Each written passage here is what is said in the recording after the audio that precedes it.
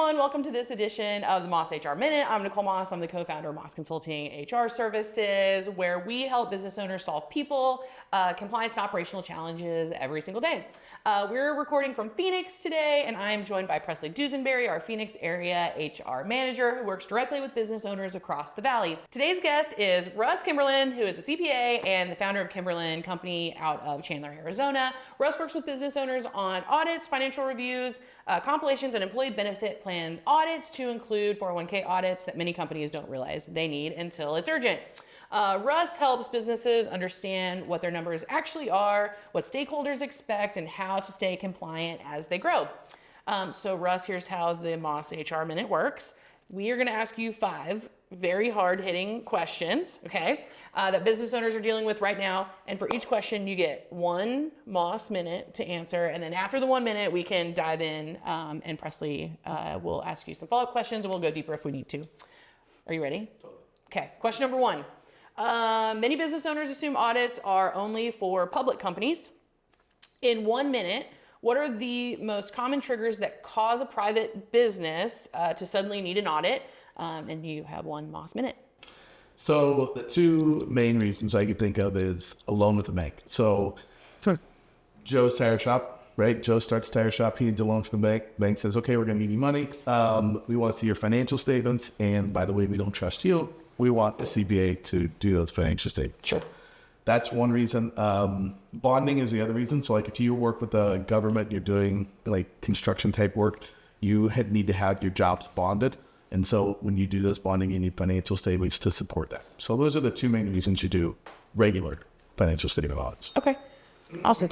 Russ, what happens when business owners get it wrong or like they wait too long to find out that they need an audit? There's 2 things, I guess, that could happen. You could face fines, penalties from whatever regulatory body it is, or if it's a loan, they could simply cut the loan off and call it due. So those are your like worst case scenarios. Oh, they could cut the loan off and say, hey, the entirety of the loan is due. Yeah, loan's due.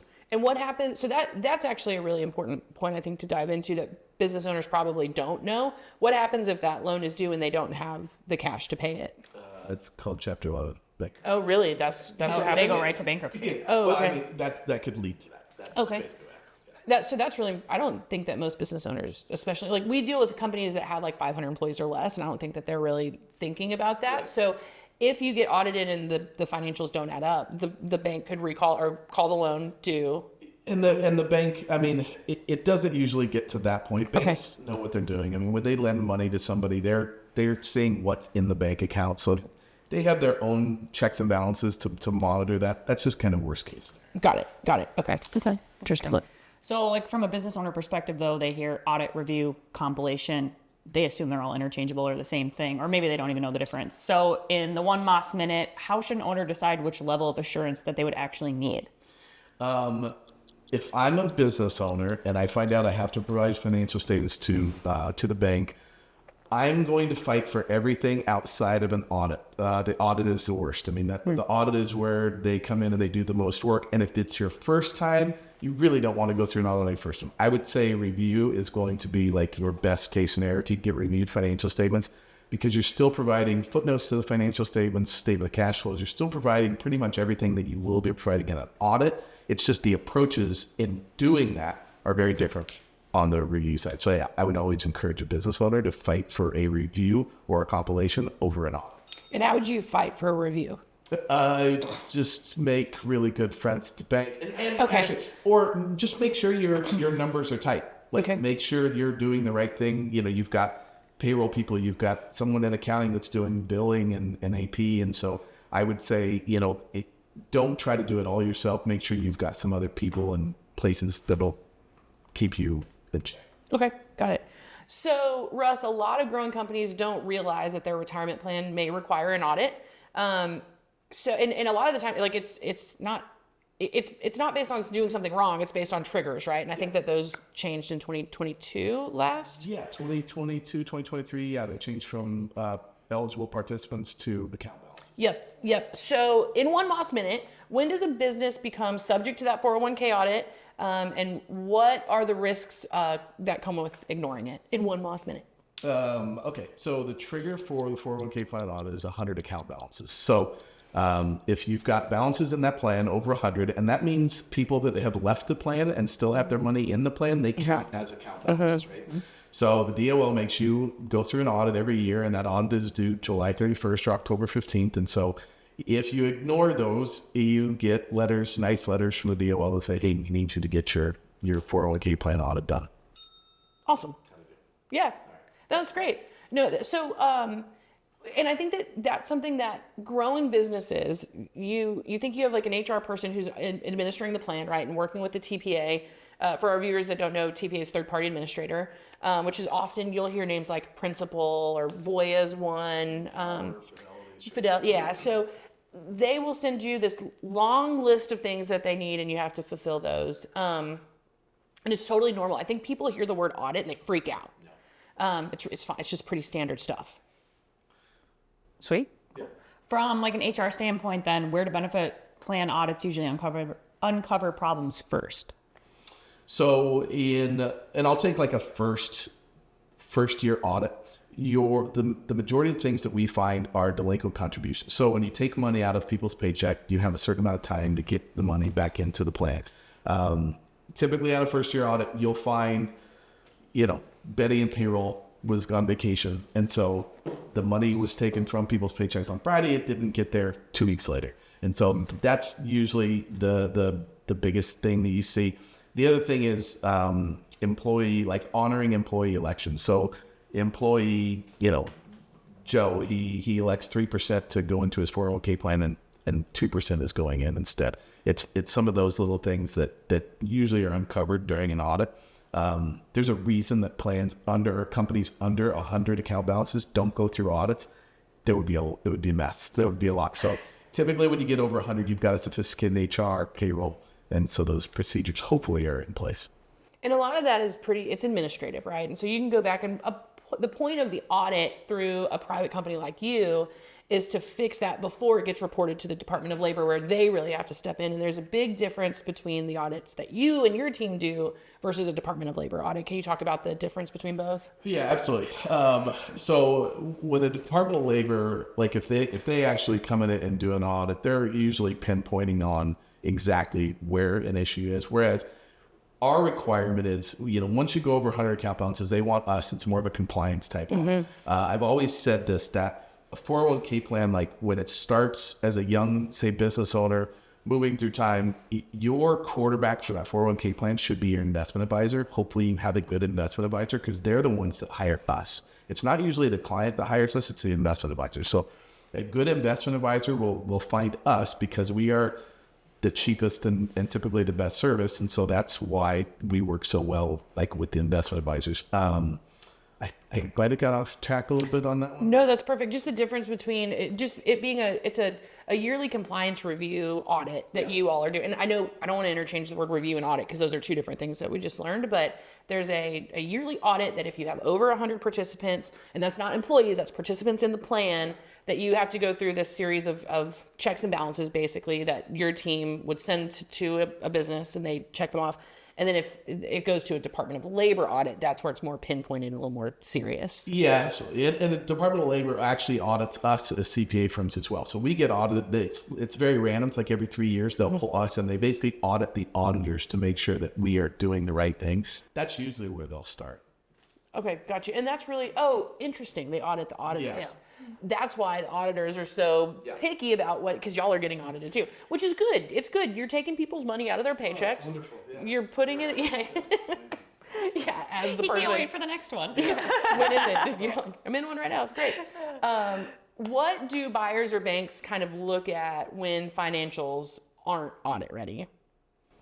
I think what they're looking for is are the accounting records being maintained on a consistent basis? Okay.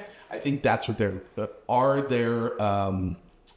there usually they're called controls, internal controls. Are the controls in place to make sure that the numbers are being reported correctly?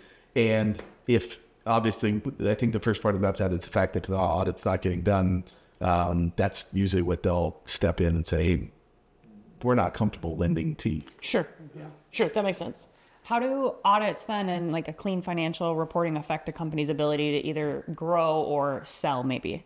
And can you give that in one Moss minute?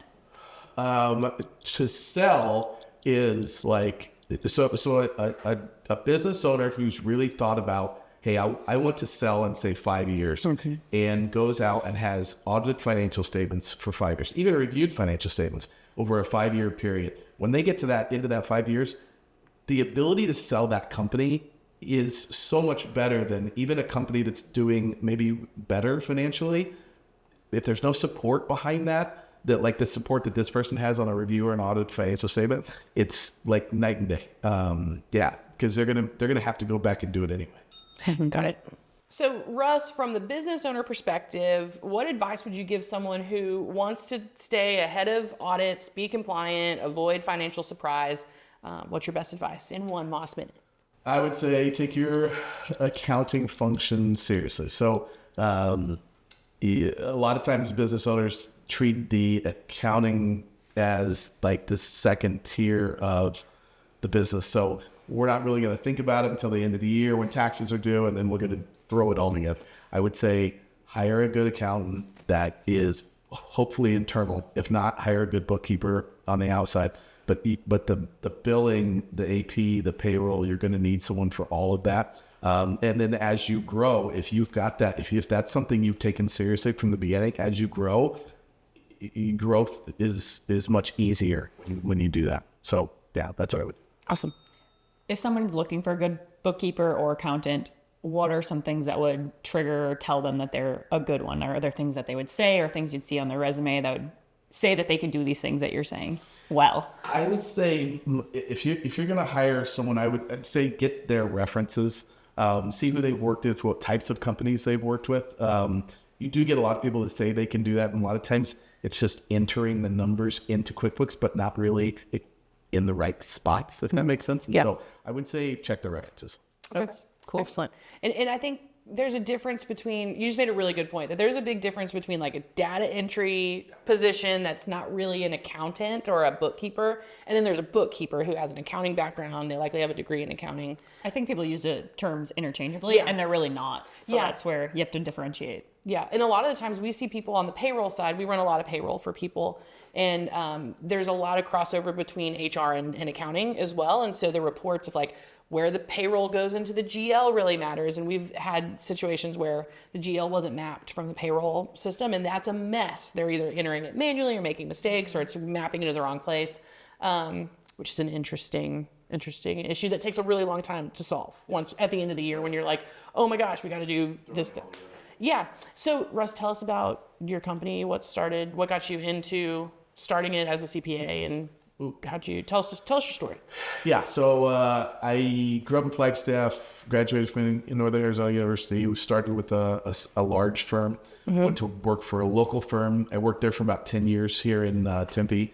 And in 2012, I decided I could probably do this by myself. So I went and I had 15 401k plans, and I started the business. And several tax firms that were out there really didn't want to do audits and reviews anymore. So they came and said, hey, can you take on some audit review work? And it just kind of started to grow. What's really grown over the last, say, 6 years is our 401k business. We went from, when I started with 15 401k plan audits, we're up to between 250 and 300 wow. plan audits. And so that's the piece that's really grown. And I think at employees, we're up to 17 employees now.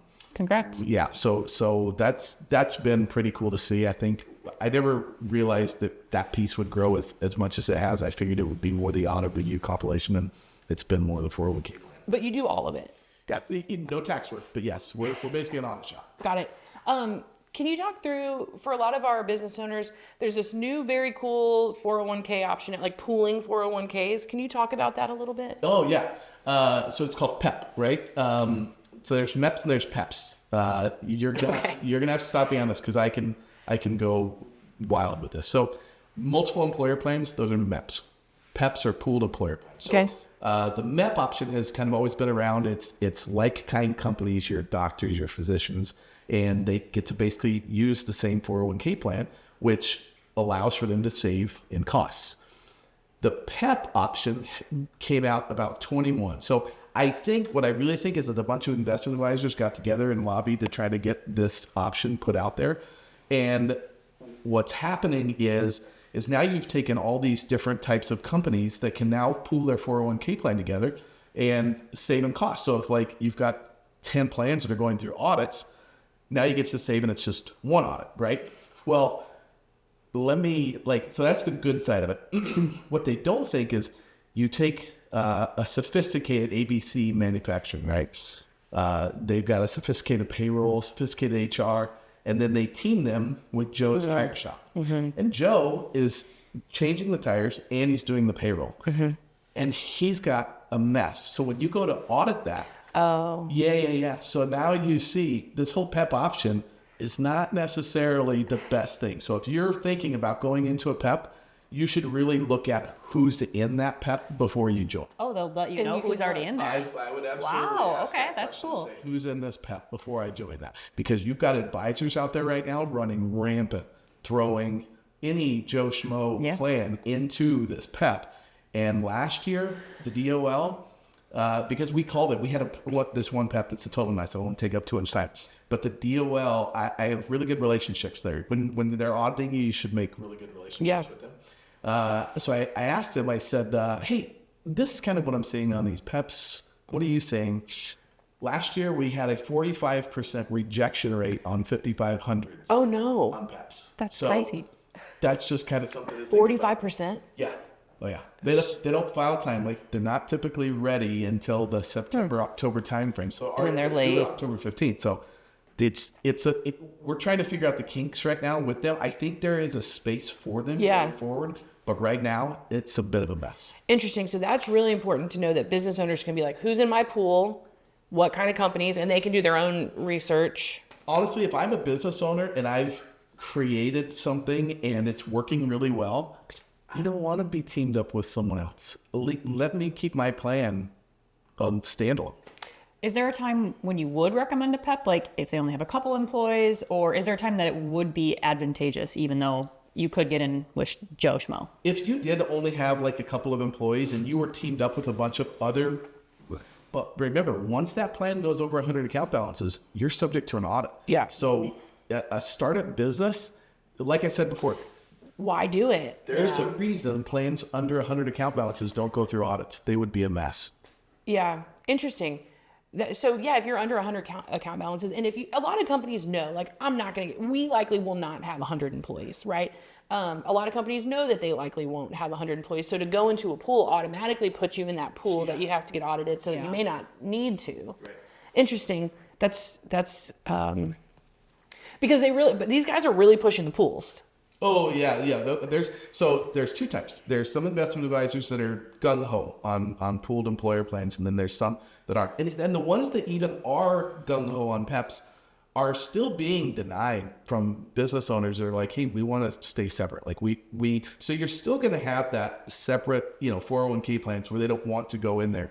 It's that. And I want you to think about this. Investment advisors, they didn't go into business to not make money. Right. So are the PEPs really cheaper, or are they getting paid really well? That was my next question: is do they get a kickback? Something to think about with an advisor who's pushing PEPs really strong.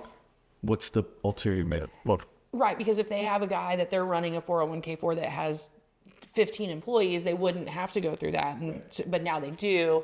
Yeah, and I think that that's a good point for business owners. We were talking about this with someone the other day on benefits, like benefit brokers. And anytime that we go in and we do an integrity check, we look at the 401k and we look at the employee benefit plans, and you look at the broker, and you go, a lot of the times people will be like, I've been with this 401k guy for 15 years. I love him. He's my best friend. We go on cruises together. Great. How much is he charging you? I don't know. It's the plan. Or same thing with employee benefits. Is they're like, I'm like, you're getting an increase every year. And this last year, business owners felt that employee benefits, like healthcare, go up drastically. We had an employer that went up 48%, cost them $800,000. That's huge. But the broker everyone's trying to make money. And I'm not trying to say people shouldn't make money at their jobs. That's what we're all here to do. But you're misaligned a lot of the times. And so that's a really good point, that if someone's pushing you towards something that doesn't really make sense, or you otherwise wouldn't need to do that, is that something that people can call and ask you about? I would direct them to probably the right advisor. Okay, interesting. Russ, this has been awesome and very helpful. Audits, financial reviews, and benefit plans compliance are areas that business owners, frankly, often avoid until it's like a have to do kind of a thing. It's urgent. And by then, the stress and the cost is probably much higher than just staying ahead of things. Thank you for joining us and kind of breaking this down so clearly. If you want to learn more about the crucial work that Russ does and hear more about how he and Kimberlin can help your business, where can we find you? Russ at KimberlinCompany.com, or do you want my cell number? Yeah, throw your cell number in there. 720-2654. Excellent. And if you're a business owner who needs help stabilizing your team, strengthening your HR systems, and making your business less owner dependent, visit mossconsulting.com and book some time with our team. And we will see you on the next Moss HR Minute. It's fast, it's fun, it's the